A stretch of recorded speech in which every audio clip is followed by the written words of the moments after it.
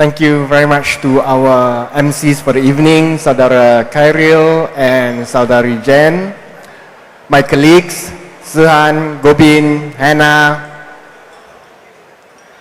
Chenjen, where is he? He went to get his fresh air. And all the loyal supporters of the good cause in Malaysia, all Malaysians who are looking and cannot wait for Ubah to happen in the next general election.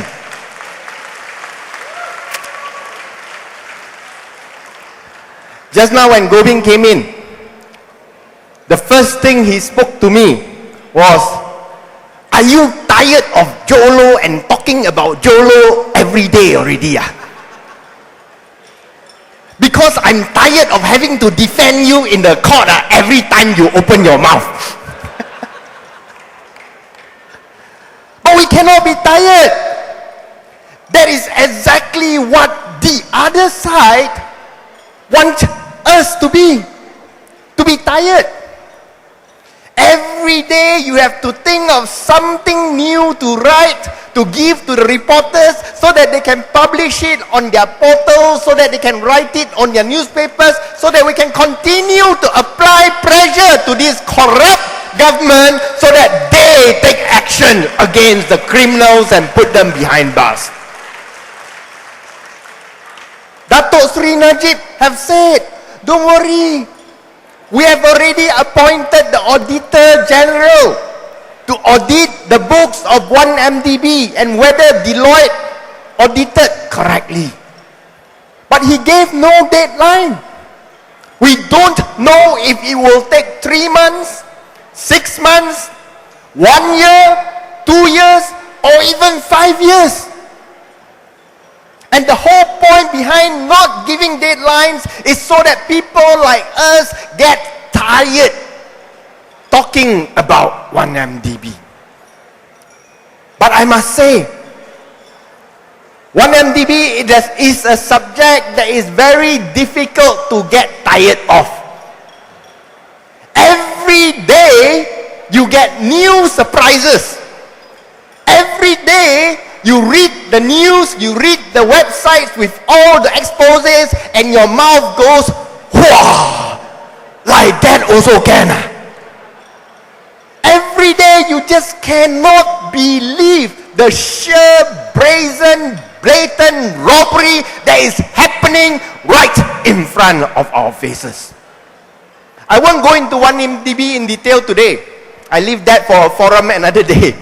No, if I talk about 1MDB, it will be a 1-hour speech. But I just want to highlight some of the recent developments. You know, we all know about Petro Saudi, 1MDB, they went into a joint venture and the whole entire thing is a scam. We all know that it's a scam now. But we didn't know how big, massive a scam it was.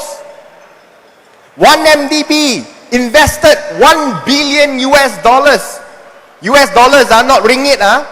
And the last I know, US dollars to the ringgit today is 3.6 times a ringgit.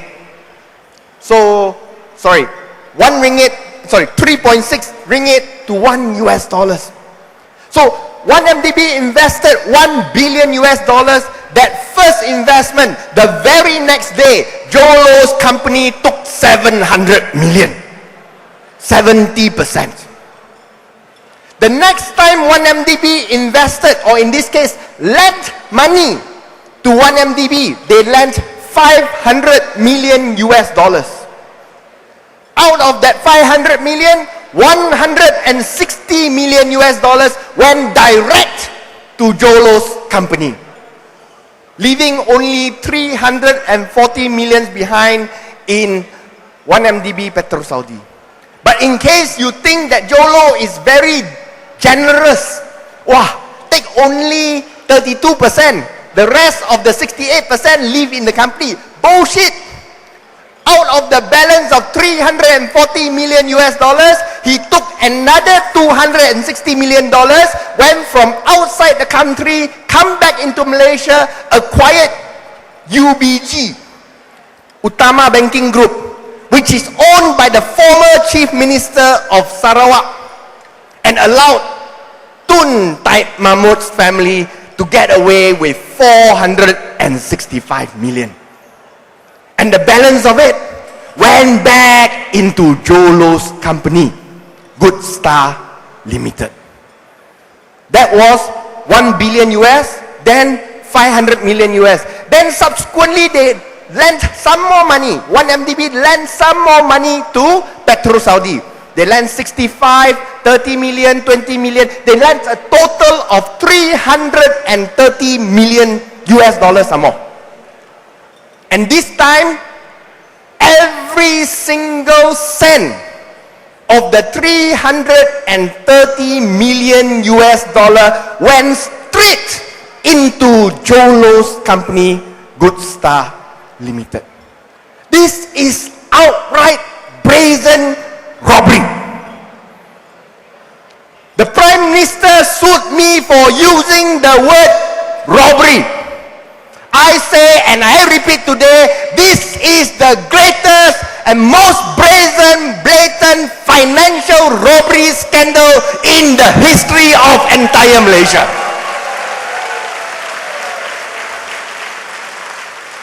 And who is the finance minister that approved all this? Who is the finance minister who approved all this? There's only one finance minister in Malaysia.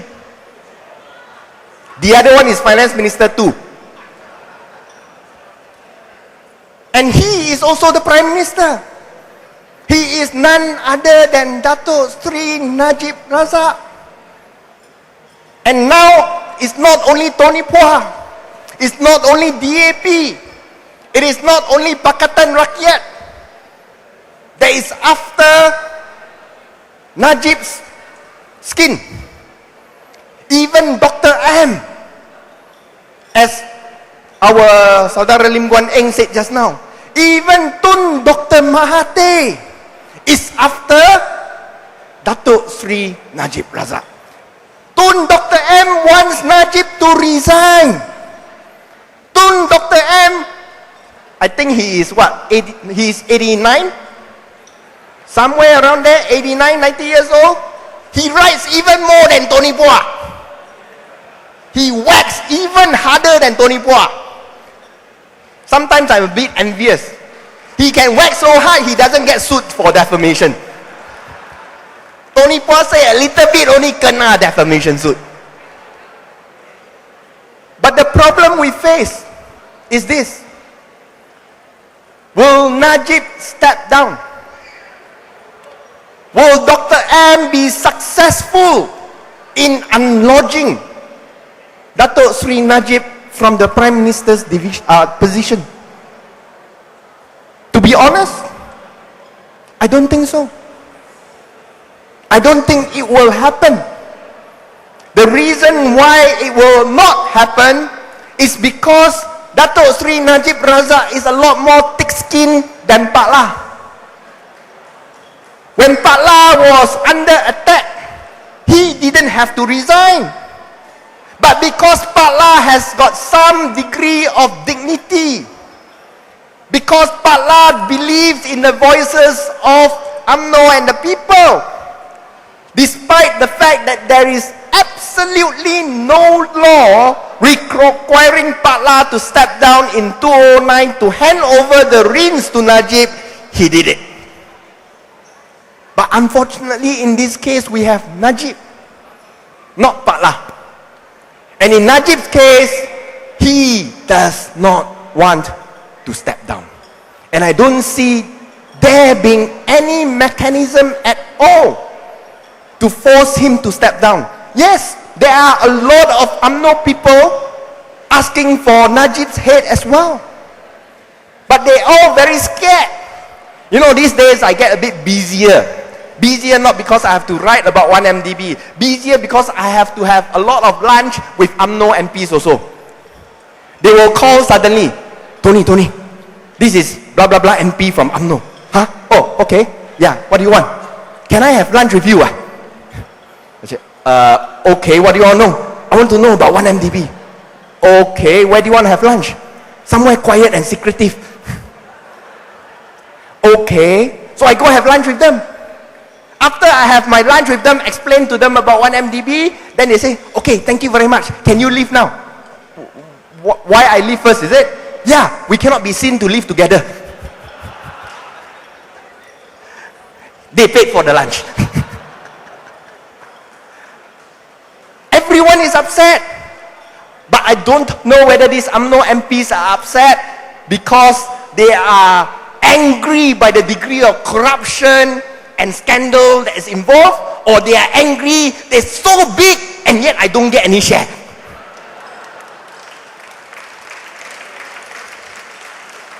But regardless, they are angry. But you will notice that in all the public shows, they will take Najib up, put them on their shoulders. Wah, wah, wah, we support you. All of them are hypocrites like that. Why? Because they are scared for their own position. They know that everyone else is unhappy with Najib, but they don't dare to take the step up because they worry that if they take the step up, no one else follow them, they get chopped like that. So because everyone, although they are upset with Najib, no one dares to step out and ask for Najib to step down. Najib will continue to be able to rule this country at least for the next 3 years. Now what can we do? Now, we are angry about 1MDB. We are angry about the amount of money, the sheer amount of money lost to Malaysian taxpayers. We are angry that because of issues like 1MDB, the government will probably have to raise the GST rates within the next 1 or 2 years. Perhaps to 8%, perhaps to 10%, in order to cover for the losses of 1MDB. We all know 1MDB has already got 42 billion ringgit of debt, of which it cannot pay at least half of it. At least half of it cannot pay. So what can we do? There are a few things we can do. Number one, obviously, in Peninsular Malaysia, our biggest challenge is winning over the Malay votes in the kampungs. I mean, there's no point hiding that fact. We have a problem winning over the Malay votes in the kampungs. But trust me, with issues like 1MDB, even the Malays in the kampung, once they hear about it, they are upset. They are upset that Najib's family can spread their wealth globally. Najib's son, Rosma's son, my apologies. Rosma's son, Riza Aziz, can go to the United States, buy a bungalow, for how much? For 60 million ringgit. Tear it down completely to build a new palace again. 60 million ringgit. Not only that, they can go to New York and buy. New York is already very expensive, but they bought the most expensive condominium in New York for 120 million ringgit.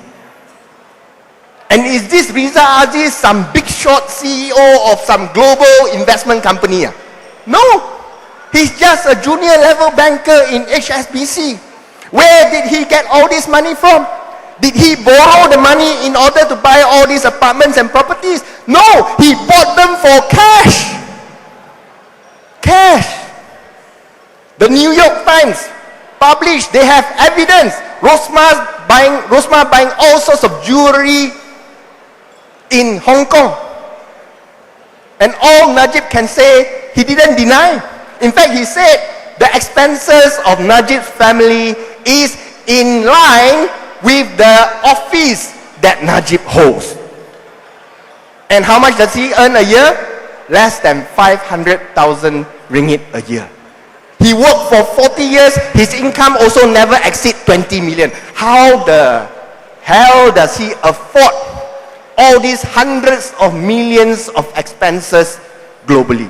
You tell that to the Malays in the kampung, they will also get upset. Now that is strategy number one. We have to go around and tell Malaysians the degree of corruption, the degree of malaise that is in the Barisan National Government today. But in Sarawak, our next challenge is a very different ballgame. In places that we have won, like Kuching, like Miri, like Cebu, These issues resonate with the people in these urban centers. But if you go into the villages, to Mambong, where Sanjan comes from, to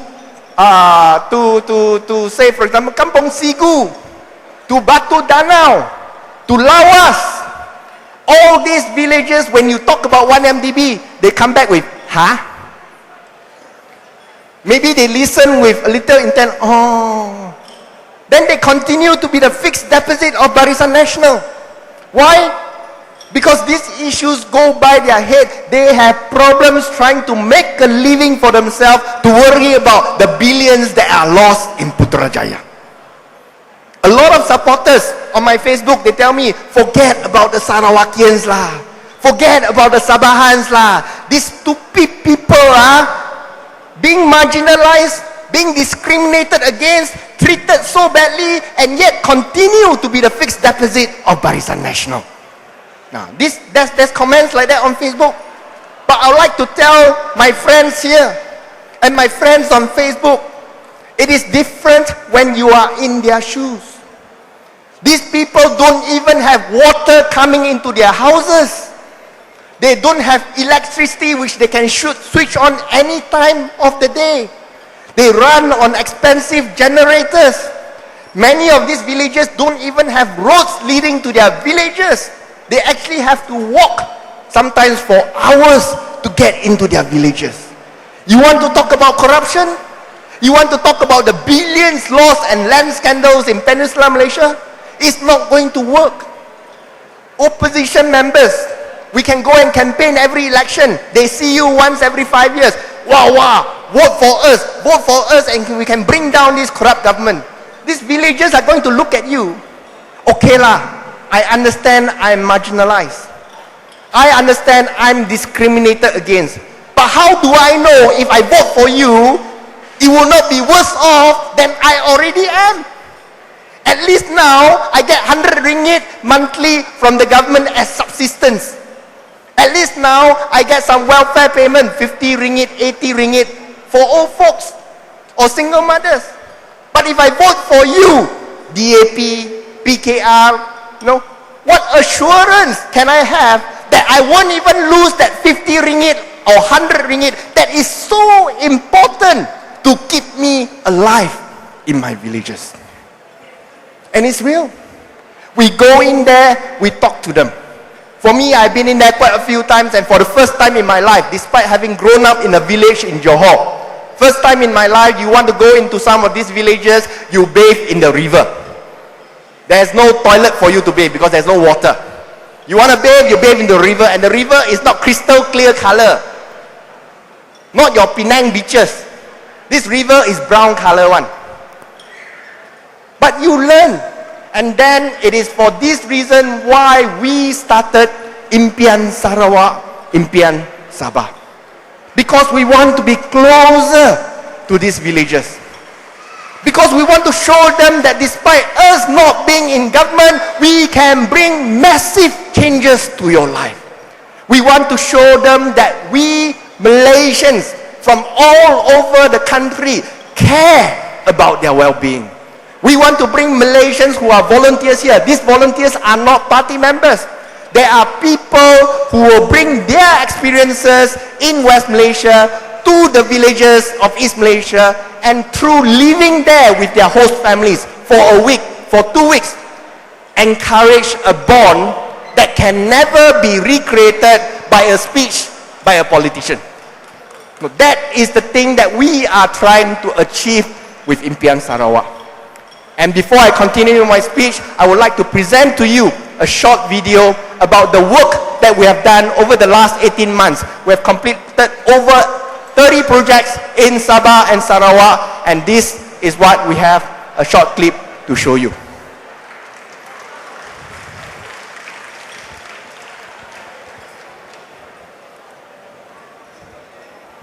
Pada bulan Mei 2013, DAP telah melancarkan kempen Impian Malaysia dalam usaha membentuk sebuah negara milik semua rakyat Malaysia. Impian Malaysia adalah berdasarkan prinsip-prinsip hak asasi manusia, kesesamaan dan keadilan sosial dan ekonomi.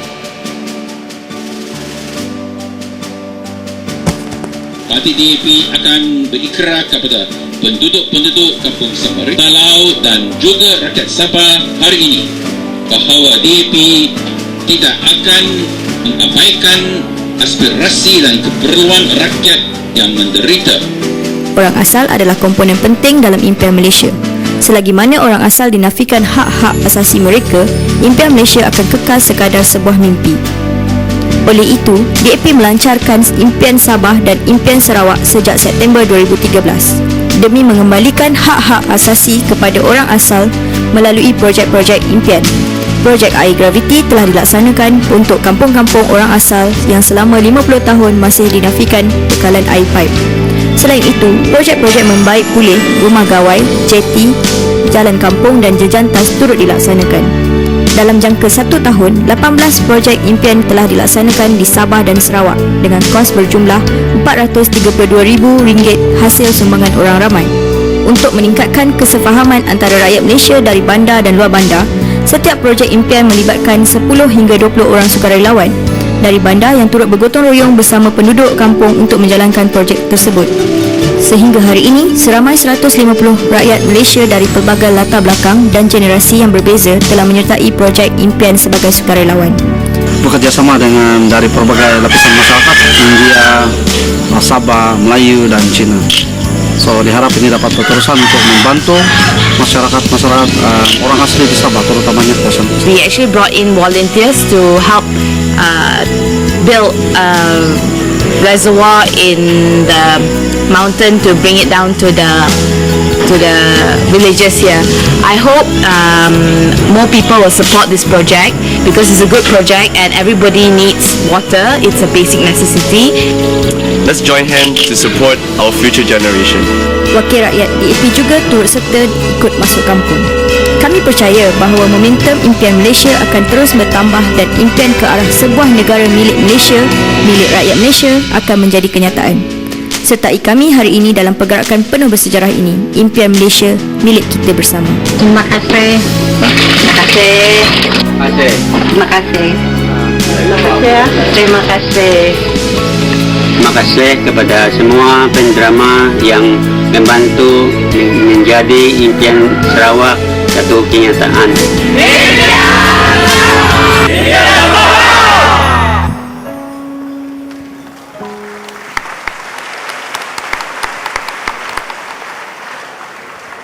We have to date completed, as I mentioned, more than 30 projects. In fact, we have expanded our scope beyond just giving the basic infrastructure for some of these villages. We have started a team specializing just on education to start impian education for the villages that have the basic necessities but still are living poorly without proper access to schools by running school and holiday camps for many of these villages. We have also started health camps with volunteer doctors. We brought doctors, a team of doctors over to villages in Sarawak to give free medical checkups and basic treatments to all of the villages in this, all the villages in the village. And the most interesting things that happened were, the busiest, surprisingly, was the dentist. The dentist, we brought there, one dentist in 3 days took out 240 teeth. That is just amazing. So if there are doctors here who would like to volunteer to the project, please do look for me after this or tell Hannah, she would know how to get in touch with me. But most importantly, to get all these projects successful, in our database, we have a list of 1,300 people who have volunteered their information to say that they are keen to participate. For the 30 projects that we have done to date, 180 young and old Malaysians, young and elderly Malaysians, and young wannabe Malaysians all have participated to make our projects a success. Without these 180 volunteers, we would not have achieved what we have done for the Sarawakians to date.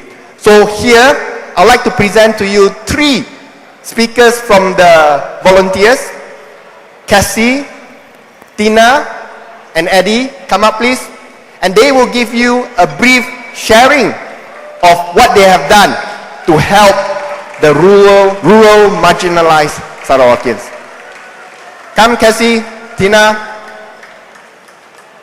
and Eddie.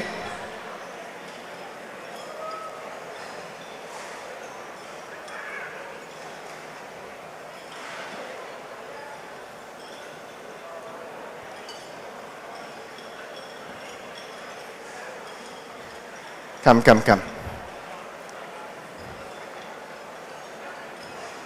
Let us all give these 3 volunteer leaders a big round of applause.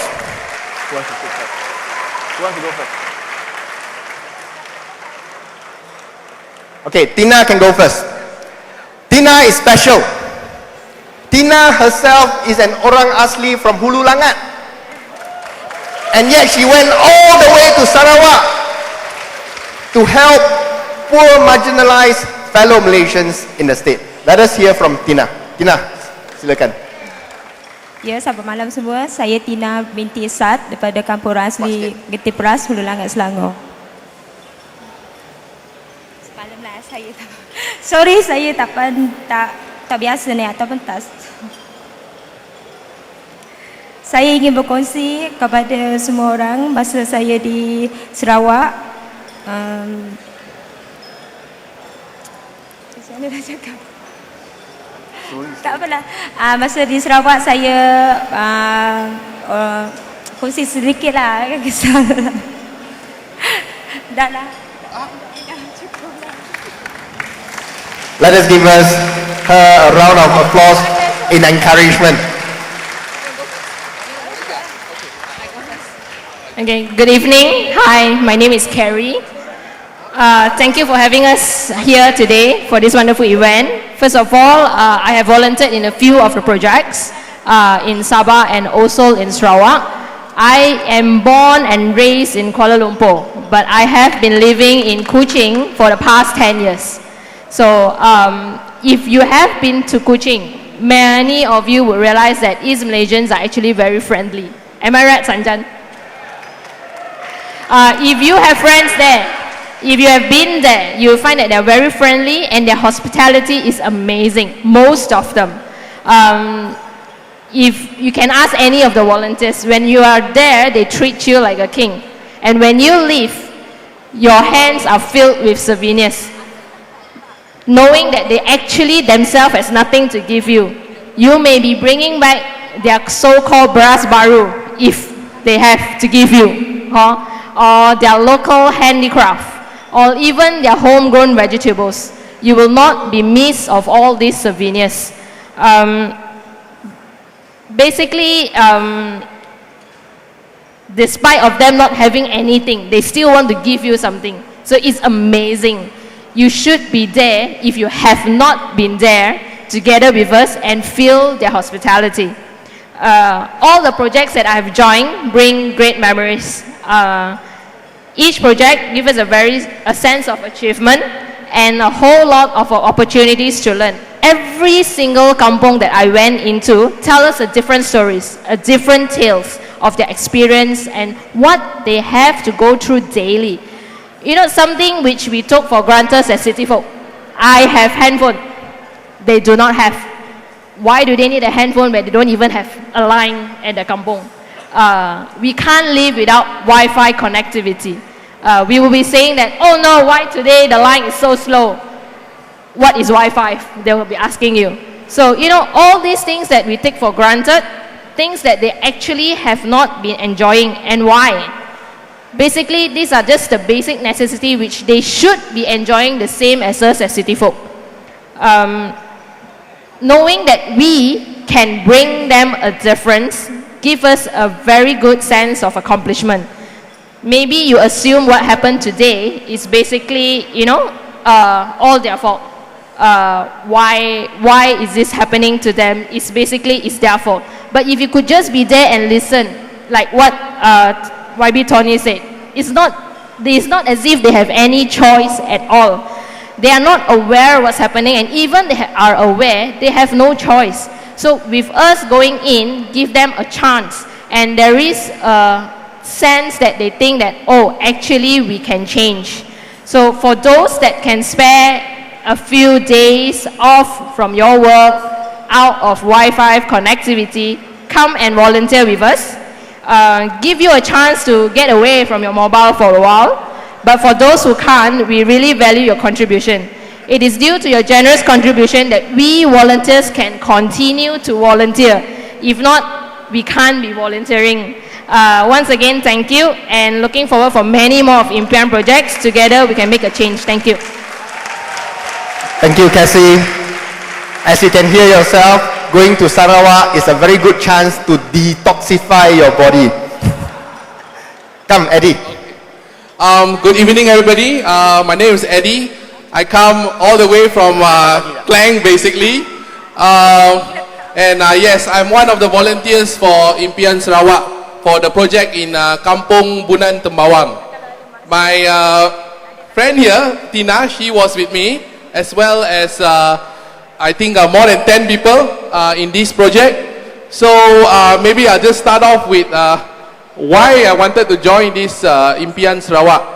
I mean, basically, you know, when I voted for the last few elections, you know, and then like in 2008, you know, I was, I mean, as all of you, you know, I was glued to the TV. I was looking at the results of the election. You know, we see that, okay, you know, Peninsular Malaysia, Pakatan Rakyat is doing very well, you know. And then when it came over to Sabah and Sarawak, we're like, wow, what happened? You know, I mean, everything is suddenly all going towards the other direction. So I as a voter, I feel like what's going on, you know, why can't they see that things need to change, you know? I mean, we cannot follow the same thing over and over again. So, and you know, I hear people say that, okay, they don't have infrastructure, they don't have water, they don't have electricity and all that. So, yes, I can see it from the internet, you know. I see the pictures, these articles coming out from Malaysian Insider and all that, all coming out. So, you know, I comment on it. But basically, I was just like a armchair warrior, you know, just sitting there, cyber warrior, just putting comments, but not really feeling that I'm doing something for the people that actually need it. So when DAP, they put up this Impian Sarawak program, I thought of joining. I mean, I looked at, I asked my friends, you know, want to come, you know, do you want to join, you know, I want to go, why not we go as a team and all that. But you see, these people, you know, I mean, like, when I go for coffee, when I go for movie, they say, oh, bocio and all that. But when I chill them to come for Impian Sarawak, oh, you know, I got something to do, I got this, I got that. So, I mean, like, after a while, I say, like, okay, I don't care, you know, I mean, basically, I'm just the Lone Ranger. I sign up, I join, and I never regretted it, because after that, I managed to meet more than 10 people to be my friends. And also, as I mean, my friends, my colleagues, as well as their wives as well became my friends. So I think like some people say, you know, there's actually no such thing as strangers. They are just people that just friends that you haven't met yet. So this is what Impian Sarawak also gives the opportunity. And that's not just the volunteers themselves that you can make friends.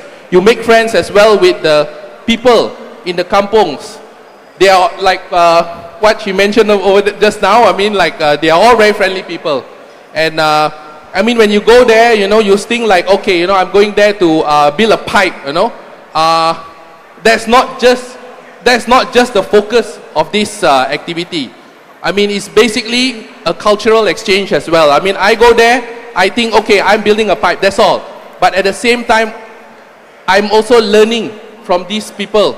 They are actually very resourceful. They are not just, you know, what some people say, oh, you know, these people are kampung people, they are not, they don't know anything. Actually, they know much more things than us city dwellers.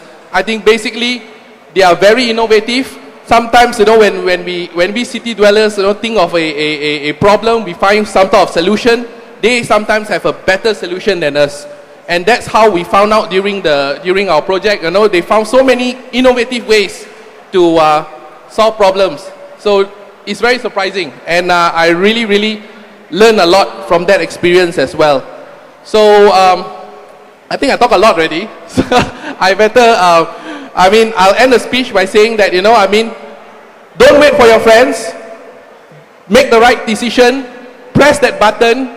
Join Impian Sarawak. Thank you very much, all these people who donated Without your donation, this Impian Sarawak program will be very hard to do. So thank you very much. Please join Impian Sarawak and join us. Thank you, Eddie. Thank you, Tina, and thank you, Cassie. A big round of applause again to all of them. Now, these volunteers, you might think that they just basically drop everything and go. It's a bit more than that.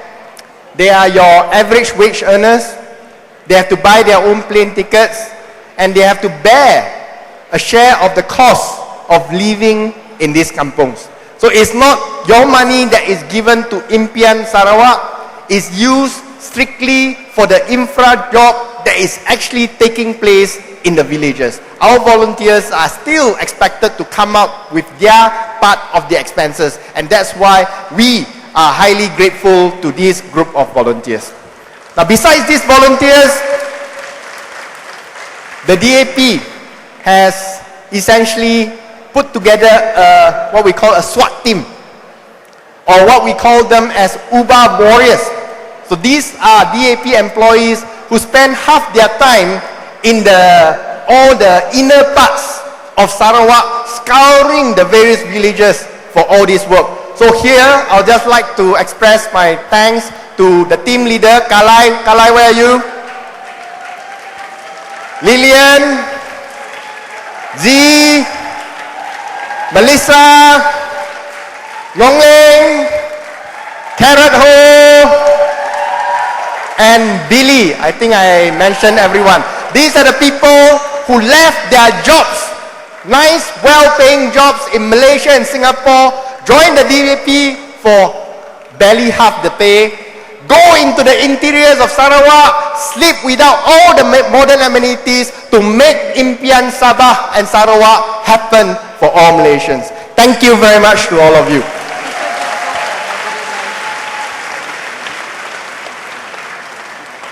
Finally, a bit of advertisement. For those who are interested in Impian Sarawak, Impian Sabah, and other rural projects that we run, go to our Facebook page, facebook.com/Impian Malaysia. For those who want to write to us to find out more about the projects, regardless of what projects you are interested in, health, or in education, or in infrastructure jobs, write to us, impianmalaysia@gmail.com or impiansarawak@gmail.com. And finally, I call upon as many of you as possible to volunteer to take part in projects in Sabah and Sarawak. For those who are unable to take part for whatever reasons, do donate generously to the cause. Help us defray the cost of doing the projects. Help us bring more projects to these rural villages. Help us bring change to Sarawak so that we can change in Subang Jaya, so that we can change in Selangor and Putrajaya. That is what we want to do. So I'd like to call upon our volunteers tonight with the donation boxes to go around to each and every table to ask for our guests here to perhaps empty their wallet into the box and help us do more for the Sarawak people. Thank you so much for everyone's support. Thank you so much for your generous donations. Thank you.